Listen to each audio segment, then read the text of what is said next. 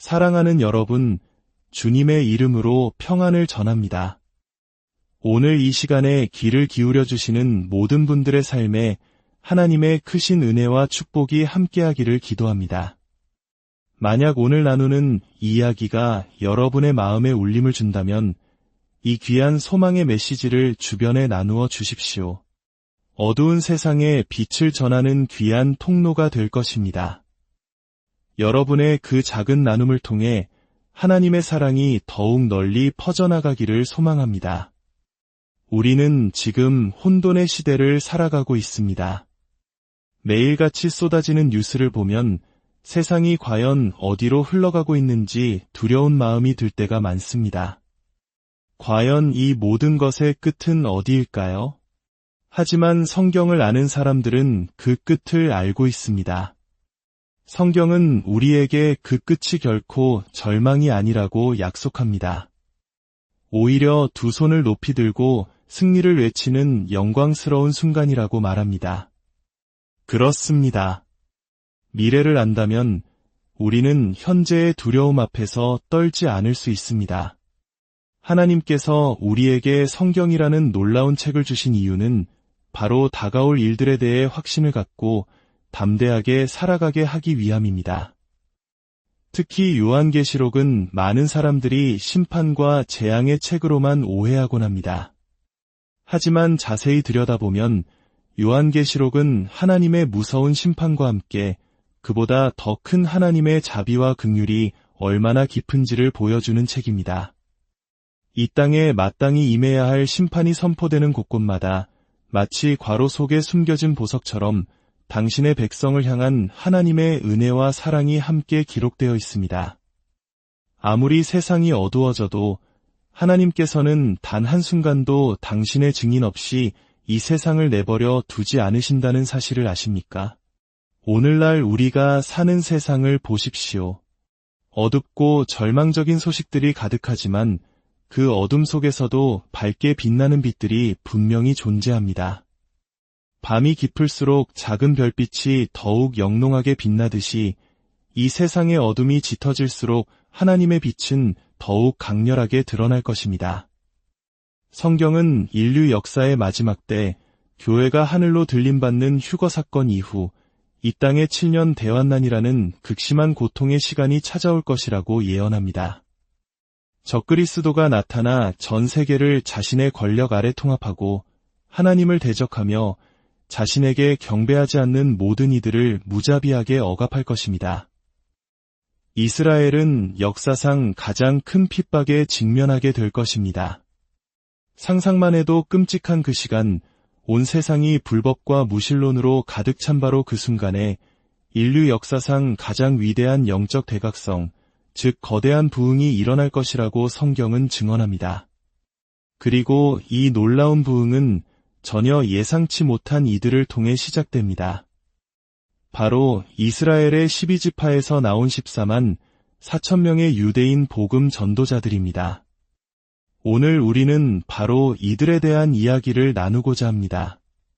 많은 사람들이 예수 그리스도께서 이 땅에 다시 오시기 전에 전 세계적인 대부흥이 일어나 수많은 사람이 주님께 돌아올 것이라고 기대합니다. 물론 우리 모두가 바라는 일이며 작은 규모의 부흥은 지금도 일어나고 있습니다.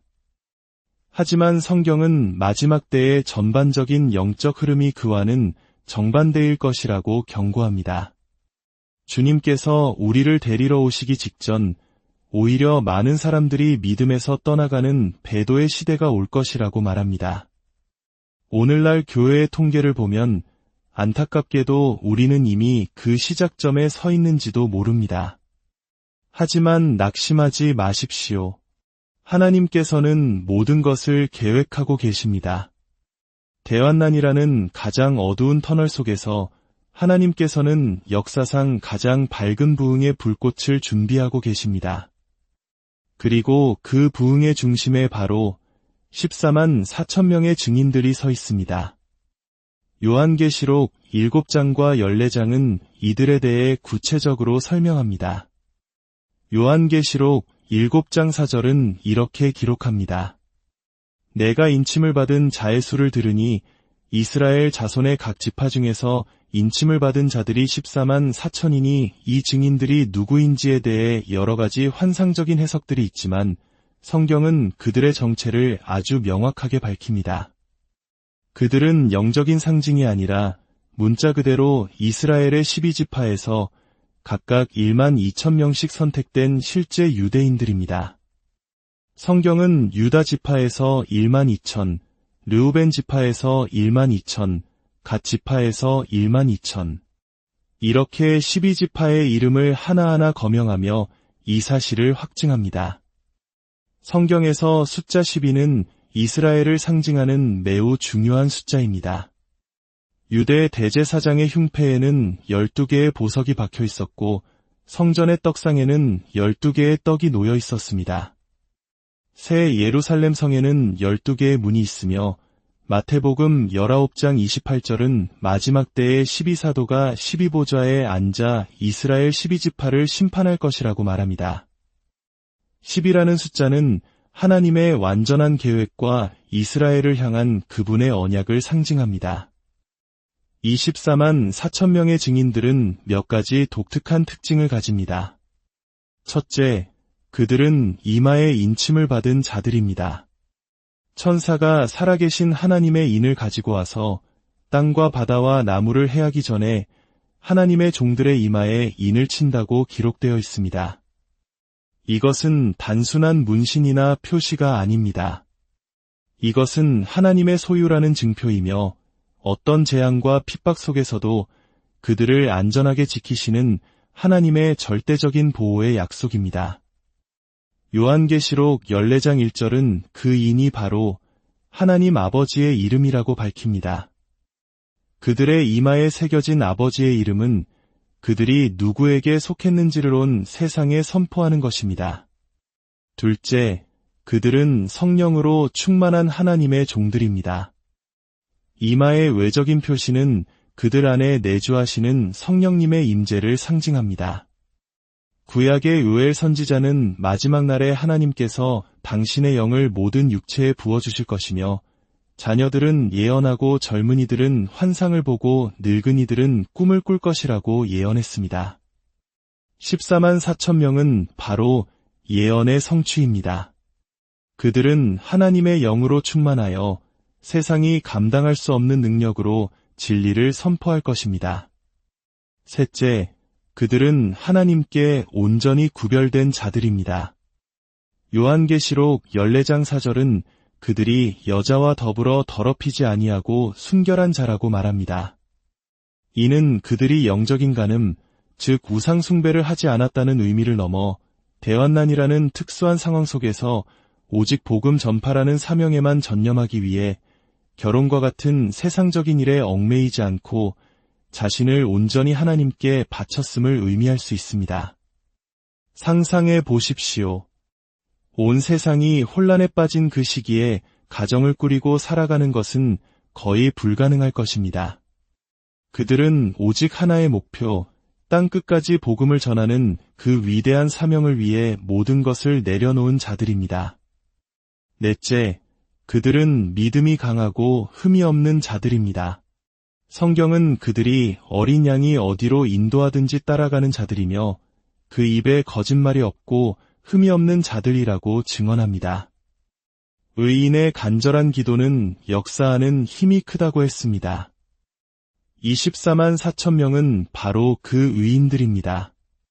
그들은 우리가 오늘날 좀처럼 보기 힘든 거룩한 열정과 담대함으로 복음을 외칠 것입니다. 세상의 모든 가치가 무너진 절망의 시대에 흠없고 진실한 그들의 외침은 수많은 영혼을 깨우는 강력한 능력이 될 것입니다. 다섯째, 그들은 다가오는 심판으로부터 보호받는 자들입니다. 천사는 분명히 말했습니다. 우리가 우리 하나님의 종들의 이마에 인치기까지 땅이나 바다나 나무들을 해하지 말라. 즉, 그들의 사명이 끝나기 전까지는 그 누구도 그 무엇도 그들을 해할 수 없습니다. 물론 그들이 전하는 메시지 때문에 세상은 그들을 증오하고 죽이려 할 것입니다. 하지만 전능하신 하나님의 팔이 그들을 감싸고 보호하실 것입니다. 하나님의 뜻 중심에 서 있는 하나님의 사람은 그 사명이 끝날 때까지 불멸의 존재와도 같습니다.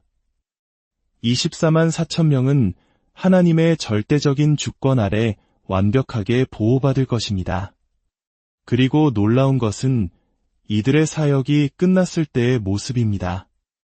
요한계시록 14장은 시온산에 서 계신 어린 양과 함께 서 있는 14만 4천 명의 모습을 보여줍니다.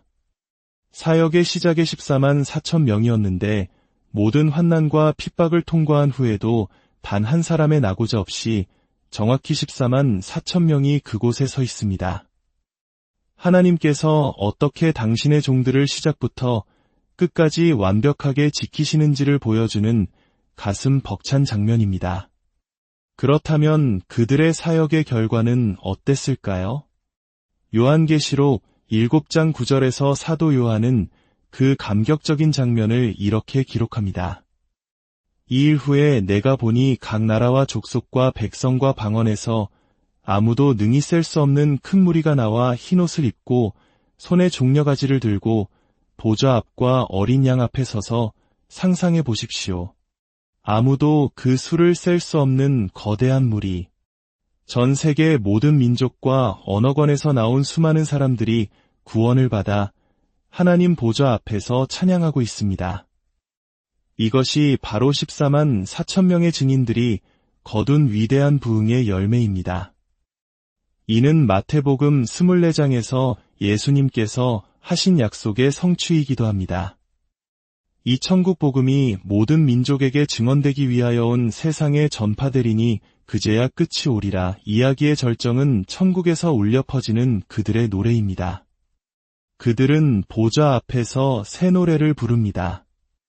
그런데 성경은 이 노래가 땅에서 속량함을 받은 14만 4천 명 밖에는 능히 배울 자가 없는 특별한 노래라고 말합니다. 왜일까요? 그 노래는 인류 역사상 가장 끔찍한 시련을 믿음으로 통과하고 하나님의 보호하심과 구원의 능력을 온몸으로 체험한 자들만이 부를 수 있는 승리의 찬가이기 때문입니다. 그들의 노래에는 고통을 이겨낸 기쁨과 수많은 영혼이 주님께 돌아오는 것을 본 감격과 마침내 사명을 완수하고 아버지의 품에 안긴 안식이 모두 담겨 있을 것입니다. 14만 4천 명의 남성 합창단이 천국에서 부르는 그 웅장한 노래를 한번 상상해 보십시오. 사랑하는 여러분, 이 이야기가 오늘 우리에게 주는 메시지는 무엇일까요?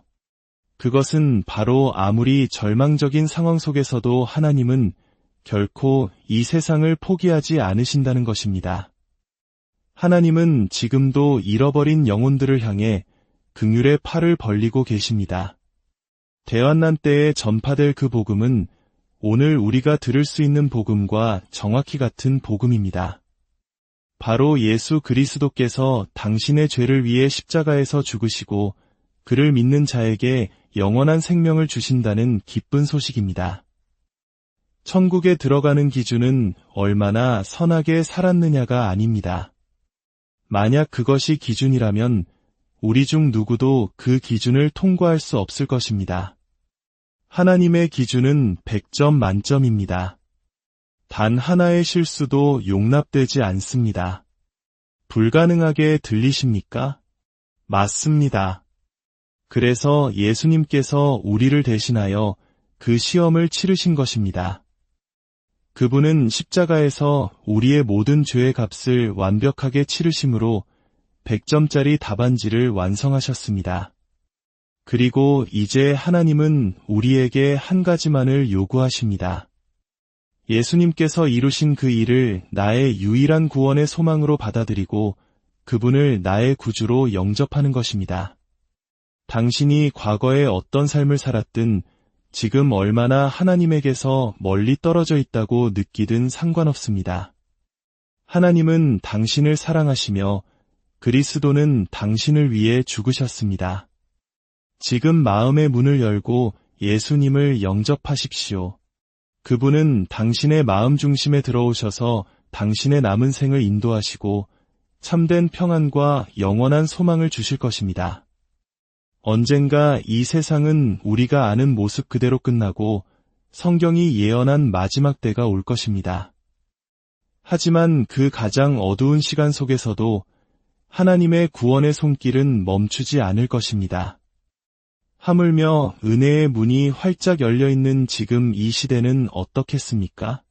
부디 오늘 당신의 인생에서 가장 중요한 결정, 예수 그리스도를 당신의 구주와 주인으로 모시는 결정을 내리시기를 주님의 이름으로